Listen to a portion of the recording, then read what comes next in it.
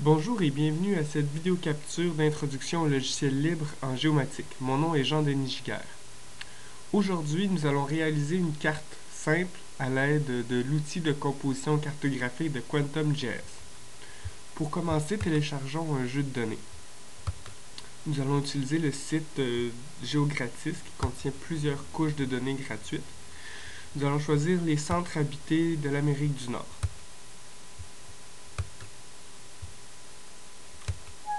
J'enregistre les données.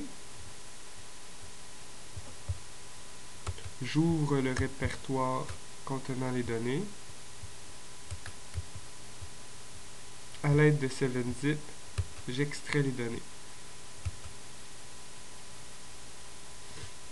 Une fois les données extraites, je suis maintenant prêt à ouvrir QuantumJS dans OSGeo, QuantumJS. J'ajoute ma nouvelle couche de données.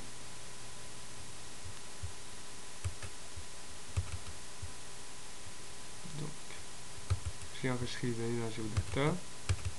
Par défaut, les données ont été mises dans un ensemble de sous-répertoires. Je sélectionne Pop PNT. Voilà, j'ai beaucoup de points en coordonnées géographiques, latitude, longitude. Pour rendre ma carte un peu plus facile à lire, je vais seulement afficher les points canadiens. Donc dans la convention de signe, je vais sélectionner valeur unique, country,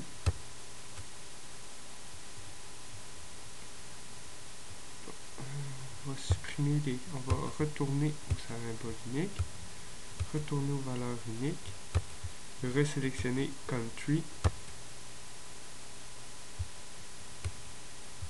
J'ai maintenant toutes mes valeurs. Je vais seulement garder la classe CAN pour Canada. Je pourrais changer la couleur pour le vert, disons. Voilà.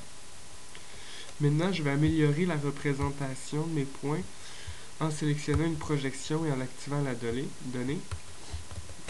Je vais sélectionner une projection Lambert canadienne. Si je fais une petite recherche par nom, j'obtiens une projection que je vais utiliser.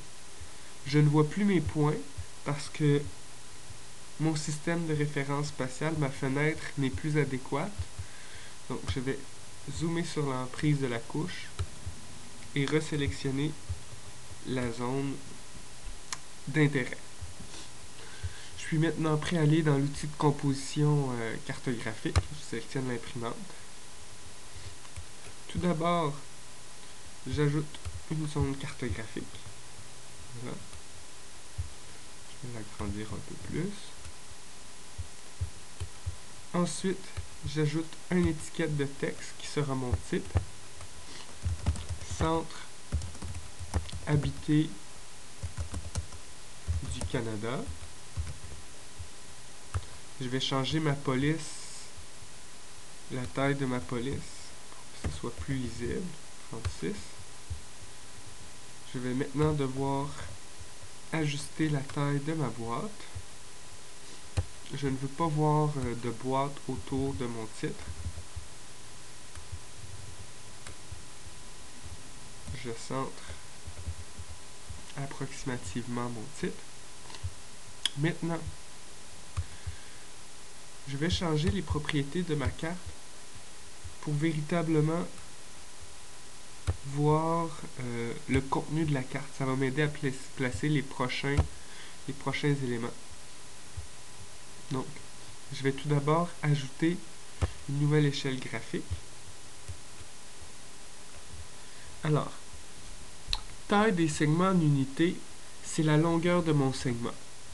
Comme le Canada, c'est un grand territoire, je vais choisir 1000 km, soit 1 million de mètres comme taille pour mon segment.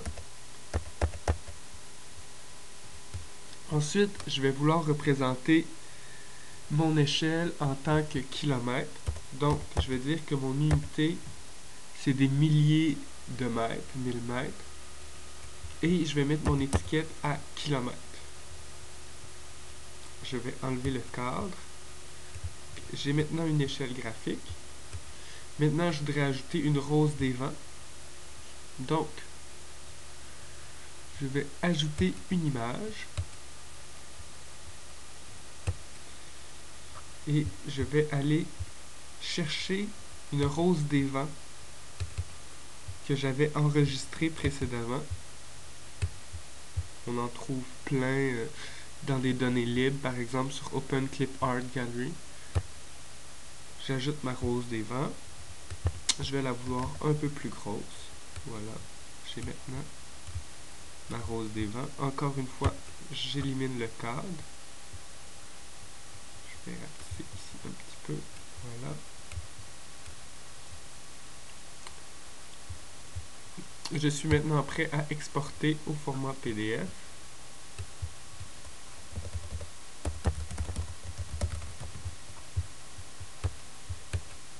J'enregistre. Lorsque les données vont réapparaître, la carte sera prête.